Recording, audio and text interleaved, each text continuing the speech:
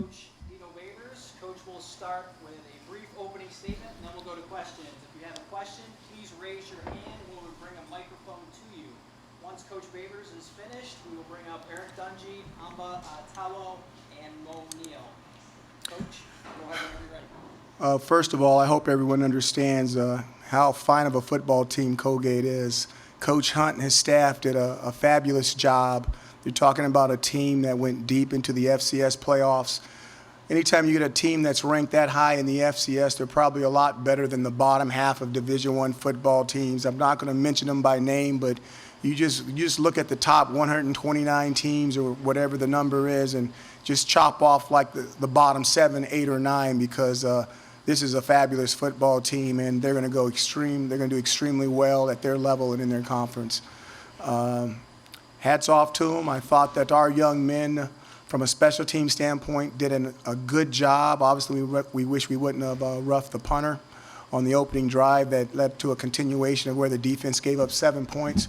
I told the defense after the football game, I told them in 31 years, if I told you how many times I've seen a defense give up 7 points to an option team and then hold them scoreless, it's a whole bunch of times. And that was the first thing that went through my mind after Colgate scores. I said, okay, now if we do, wouldn't it be a heck of a football game is that was the last score they got the entire night.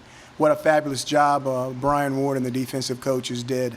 From an offensive standpoint, I thought that obviously the one turnover was not acceptable. Having the ability to not score touchdowns in the red zone greatly affected the game, and that is something that we need to clean up. They are a very, very stout unit. They've got three all-conference players on their nose tackle, defensive tackle, and rush defensive end with the preseason defensive player of the year inside, number 38. I can't remember his first name now, but that is a very, very front seven. It's a very, very stout defense, which obviously limit us on some of the things that we could do running the football. I'm not happy with the rushing yardage that we had, but I do understand how good that front seven defense is. And then their back end just got a little bit overwhelmed with the type of athletes that we have here at Syracuse University. I'll open it up to questions. John in the front row. How did this game today compare to the one that you were imagining at your opening press conference? You know, the game that I was imagining in the press conference is the game coming in the second year between game 4 and 6. You never know what's going to happen with our style of play in the first game. And I think what you saw tonight was both sides. You saw a little bit of the good and a little bit of the bad. And hopefully you walked away with a glimmer of, you can see the light at the end of the tunnel of what this could become once you work all the kinks out and you have the right type of individuals giving you the right efforts in the right positions.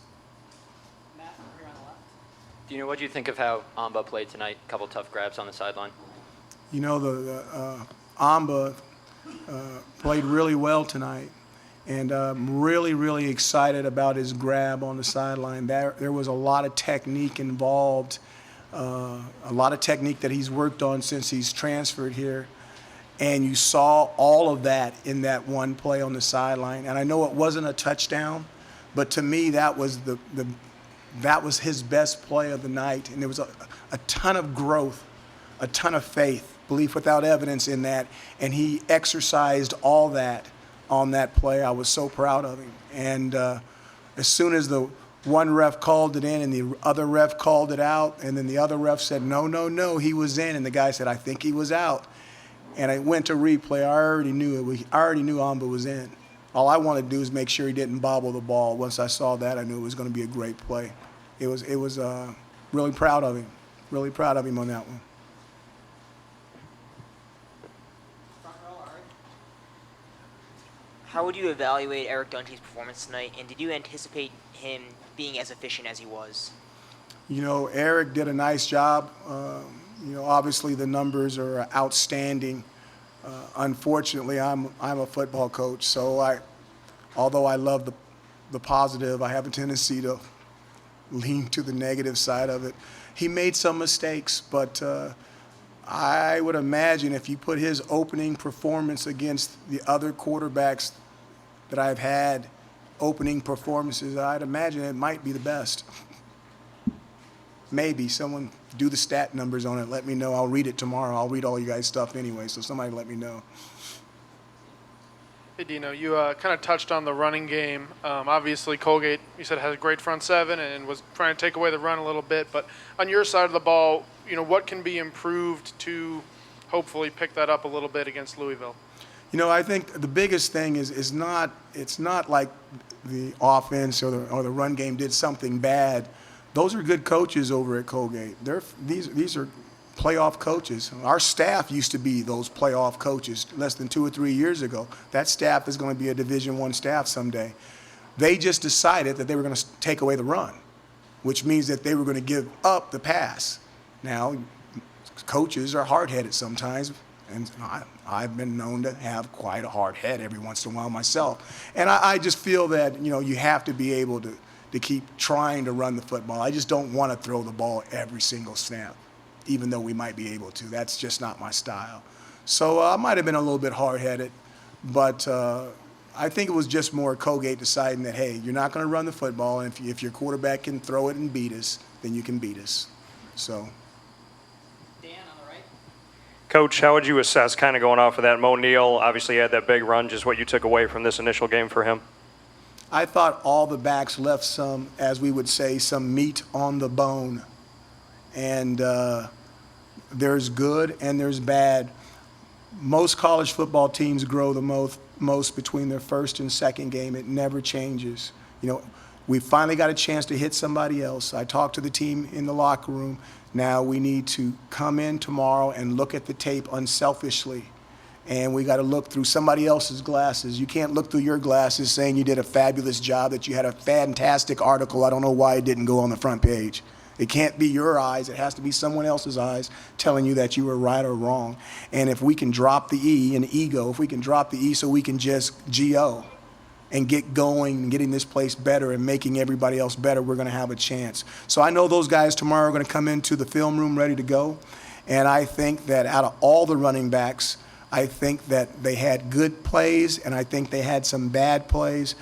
Our job is to make sure there's more good ones, and we eliminate a lot of those bad ones. Michael on the right. Hey, Coach, how did the actual time in between snaps for your offense compare to where you want it to be as the season moves forward? That'll be the slowest game you ever see us play. Did you see the paint drying? I did. We'll never be that slow again. Time for 2 more questions. Steven? So we saw some wishbone tonight, if that's what you call it, or at least as I thought it looked like. It's close. You're not far off on that one. Sure. What kind of went into that? Is it kind of a game plan thing for, Colgate's taking away the run, or is that something that we could kind of see later in the year too? There's a lot of offense in our offense. People, you say, hey, you're just like Baylor. Yeah, our tempo's just like Baylor, but if you really look at us, we're not exactly like them. People say, hey, you're a spread team. We run the spread. Well, you run the spread, but you don't run what we run. And we always have the flexibility to be able to branch off and do different things. And based off of our opponents and who their Jimmies and Joes are, we're not afraid to take off the roof and to remove the walls and not let the ceiling, confine us, or the walls confine us. We will do whatever we think we need to do to win. And on that note, going down the road, if we're on 4th down, if we have to go for it, we have to go for it.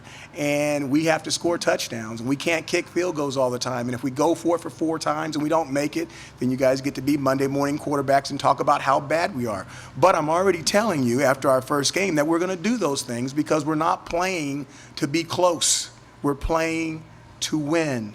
And if winning means we can't kick field goals and we have to go for it every single time, we will, regardless of the score. So if you want to write that article, you can start tonight and stick it in your desk, and then you can pull it out when it happens.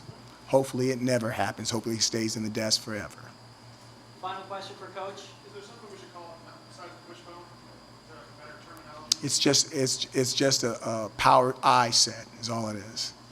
Something Colorado used to do back with, I'm going to forget his name, Coach Mack? Yeah, Coach Mack. Okay. Last question right here in the front. Hello, Coach. Chris Lucy from Z89 Radio. You mentioned throughout the preseason cutting down Eric Dungy, leaving the pocket, but he left the pocket 10 times today. Were you happy with the decisions that he made when he left?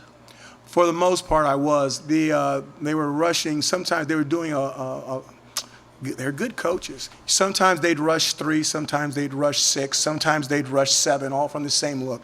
Nothing special, but when you've got a 3-man rush and you got 8 guys back there defending receivers, receivers can get covered. And, Dungy's legs is a valuable part of what he does. We're not taking his legs out of the game. We just want to make him the Russell Wilson of the ACC. We want him to be smart and get down when he does those runs and not stay up and take an unnecessary shot. I think it would be unfair to him and unfair to the team to not give him an opportunity to bring those legs into the game because his legs are special. Just like the quarterback we're about to play next week, his legs are special. So if you take those legs out of the game, you're just making him normal. And we don't want to be average. Okay? Thank you, Coach. Thank you.